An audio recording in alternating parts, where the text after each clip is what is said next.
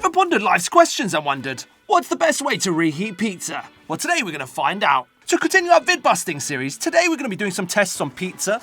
We'll start off by doing a test to see what the best way to reheat cold pizza is. And then we'll move on to this sort of insane experiment I saw where someone actually managed to cook an egg with those hand warmers. So we're going to be trying that on the pizza to see if you can heat up pizza on the go. And then finally today, we're going to see which chain actually has the best pizza. Is it Pappa Johns, Dominos, or Pizza Hut? So with all that being said, let's get started by seeing what the best way to reheat cold pizza is. Right, so with the intro out of the way, let's check out our first video. Okay, the best way to reheat a pizza is to have it in a pan and you add water and you cover it. That lid does not fit in that pan, but it does work, seemingly. Okay. So exactly like that video, we're going to try reheating our pizza now. So we've got our room temperature pizza. So you can see we're reading, what's that, 33.7 if you can't see that, which is room temperature here. Let's get into our pan now, carefully. It's very hot. And our pan is reading 122.7. So just as suggested, let's pour some water in there now. I'm trying to show you. And we'll get our lid on. So the premise in this absolutely makes sense. Obviously what we're doing here is steaming the cheese, and I think you'll get a much better re-melting through steaming the cheese than you would through cooking it.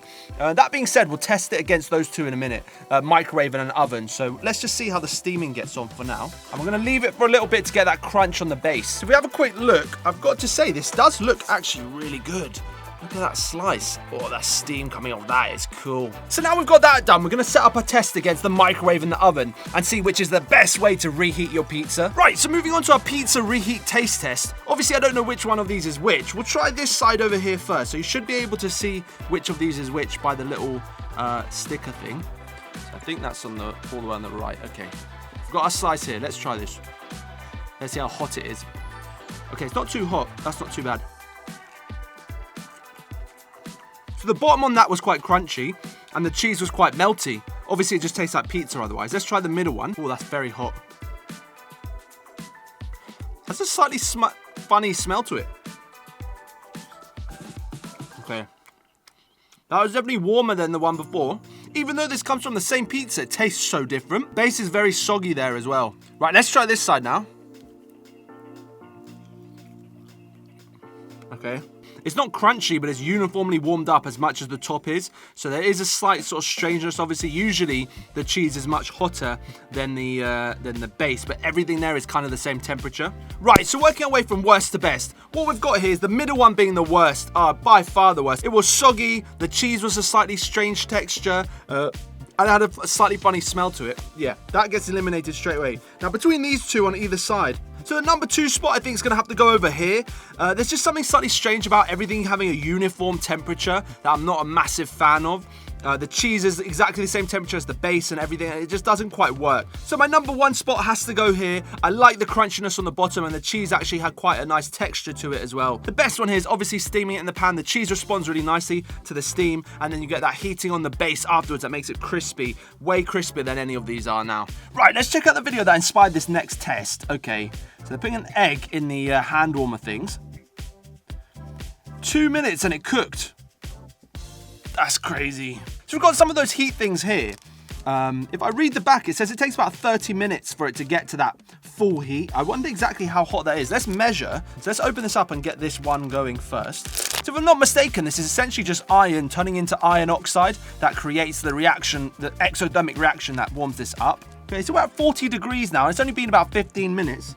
So we'll wait a little bit longer, and then we've got to make our sort of pizza heating thing. So it's just about time to start making our portable pizza heater. So let's get this tin foil out like that and place our cold pizza in the middle. We'll do one wrap first. And I've got our heater here, so we can use it to stick it onto the back of our pizza. Hopefully this works. Okay, that is very sticky. The closest thing to this I can think of is probably an MRE.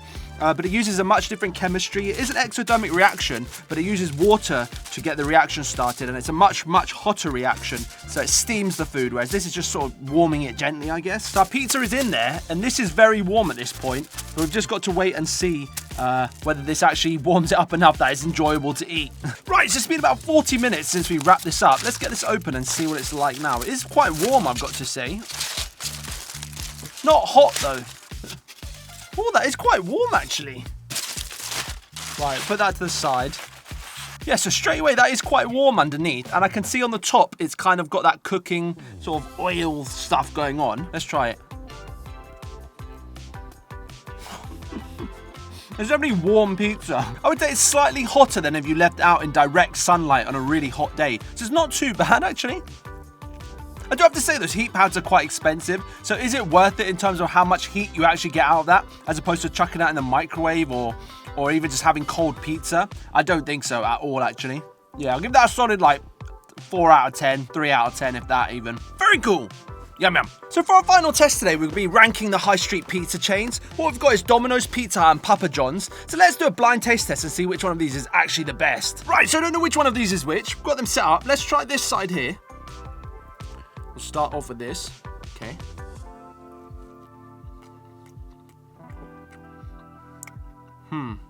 Won't give away too much yet until we've tried them all. Let's try the middle one now.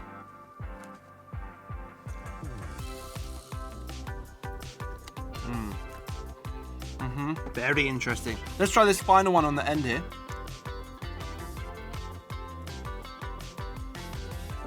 They're all substantially different tasting to each other, even down to the texture of the crust and the flavor of the cheese.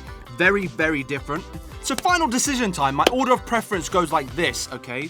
So I think on my right-hand side is my least favorite. Over here on my left-hand side is number 2. And I think my favorite out of all of these three is obviously in the middle here. I don't know why Pappa John's pizza always is very sweet. I think they must put some sugar in there somewhere. And I'm not sure exactly why it's so much sweeter than all these other places. But yeah, definitely my favorite was with Domino's. Yeah, so I think Domino's is going to take the win on this one. Very cool. Yum, yum. And finally, since we're here, let's just rank who's got the best garlic and herb sauce. So starting with Pizza Hut, let's see what theirs is like. Okay, so it's quite thick, the Pizza Hut one.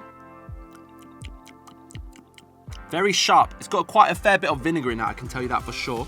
Not much in the way of the herb side of things. Let's try the Pappa John's one. This does not look correct. But I'm sure that's their signature.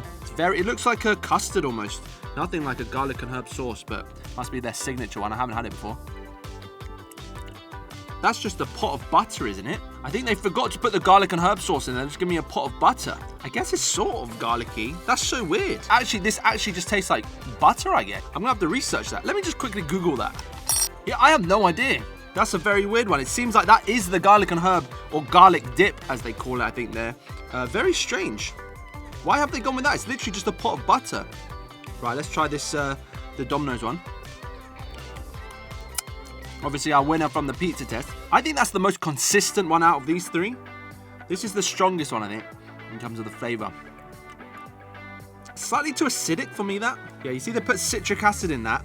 Did they put any citric acid in this? Okay, so they went with lactic acid in this and not citric acid, and I can taste the difference in that. So working from the worst to the best, it's got to be Pappa John's is the worst. I don't know what that is. The middle place goes to Pizza Hut. And again, Domino's takes the win on this one. Well done, Domino's. Yeah, at least it's more consistent than the other two. And Pappa John's, I really don't know. Is it meant to be like a garlic butter sauce? I don't know. Very cool. Yum, yum. So there we go. We pondered life's questions, found the best way to reheat pizza, and even taste tested garlic dips. Who says we don't do it all? I'm quite enjoying making these more focused episodes of Vid Busting, where we try one thing at the start that then leads us to try a number of other tests. Let me know if these are the sorts of videos you like seeing. Obviously, just let me know in the comments below. Let me know if there's other ideas you want to see me try. Obviously, I can try a whole array of stuff, and make sure you stick around. We've got some big plans coming. And hit the bell and subscribe. You know, we post every Monday, Wednesday, Friday, these longer videos, and also we're posting shorter videos every other day anyway, as you all know at this point. Yeah, I honestly think that pan method is quite a cool way to reheat stuff. Not only pizza, you can do anything that you want to reheat that's cold. If you add a little bit of water in there and you steam it and then allow the pan to heat the rest of it off to get a nice crisp on it, it's a very clever way of doing things. I think it works quite well. Particularly, it actually works quite well to cook bacon like that, which I can do in another video. Yeah. Also, let me know if you've had experience with the Pappa John's garlic dip. I'm not sure if that was meant to be like that, and I can't seem to find anything that says otherwise online. So, yeah, do let me know what your favourite garlic dips are too. And also let me know where you like to get pizzas. I'd like to try some new places. So I think we'll finish on these words. Very cool. Yum, yum.